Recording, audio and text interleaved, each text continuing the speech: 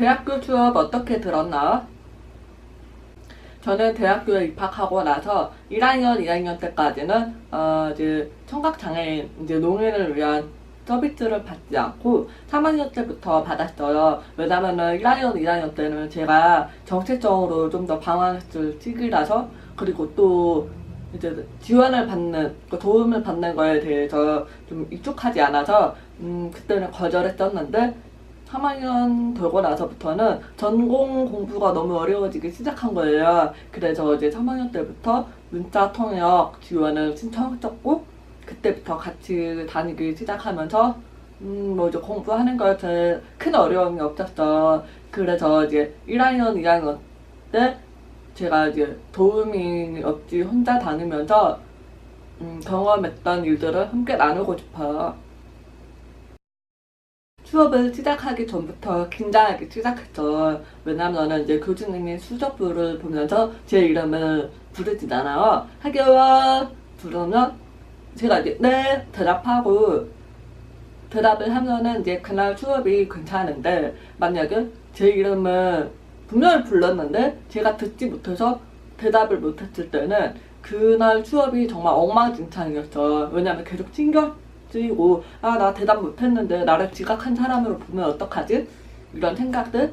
그래서 항상 이제 쉬는 시간마다 교수님한테 가서, 아, 저 아까 제 이름 부르셨던 것 같은데 청각장애가 있어서 못 들었다 말씀을 드리면은 이제 교수님이 체크를 하시더라고요.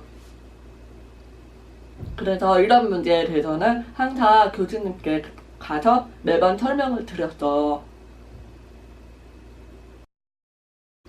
교수님의 임무왕에 따라서 그 수업의 학점이 결정돼요.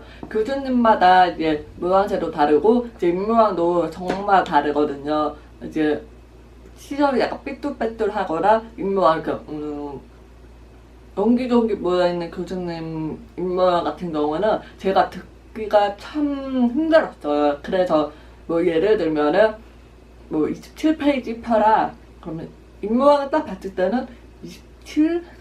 17? 아니면 20페이지? 7페이지?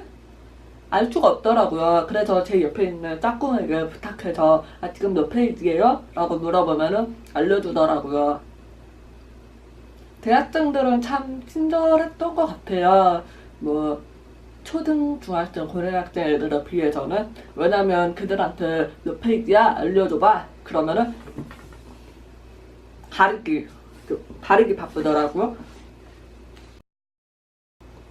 수업 교재와 이제 PPT, 유인물 외에 다른 이야기를 할 때, 이제 뭐 1주, 2주, 3주 차마다 이제 무엇을 공부해야 될지에 대한 내용이 있잖아요. 그래서 이제 그것에 대해서 미리 예습을 하고 그날 수업이 어떤 방식으로 진행될 거라는 것을 알아요. 그래서 이제 책을 읽고 PPT를 보고 이제 유인물을 보면은 좀 대충 무슨 이야기를 하는구나 알 수 있는데, 갑자기 교수님이 딴소리 할 때, 예를 들면 수업을 하다가 밖을 보시더니 뭐 요즘 사회가 어떻다더니 요즘 경제가 이렇다더니 아, 날씨 정말 좋다 이렇게 말을 하게 되면은 저는 잘 이해가 안 되더라고요.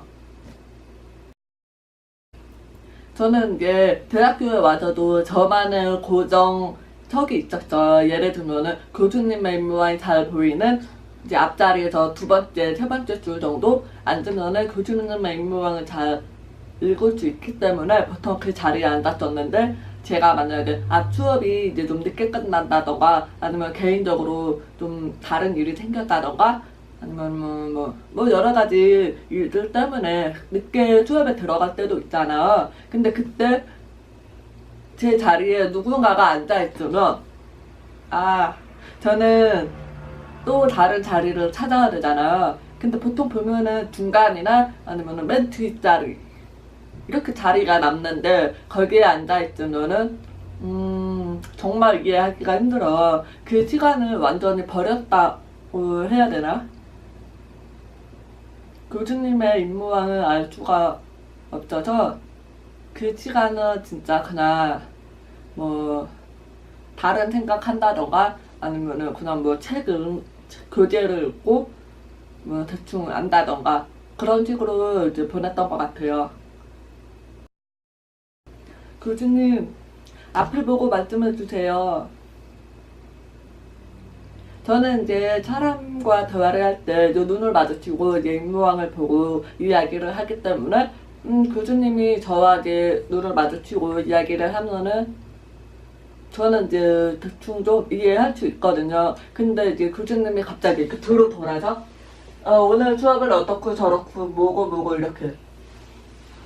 이렇게 얘기를 하면 정말 무슨 말인지 알 수가 없죠. 왜냐면 그 소리가 들리긴 하지만 무슨 소리인지 모르는 그런 소리들.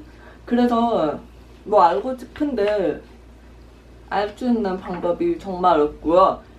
또 이런 거 말고는 이제 PPT를 보고 있는데 뭐 영상을 본다던가 영상을 보면은 이제 추화 통역을 하는 뭐 그런 것도 없고 이제 문자로 이제 띄워져 있는 영상이 없는 영상 같은 경우에는 정말 무슨 말인지 하나도 모르겠어.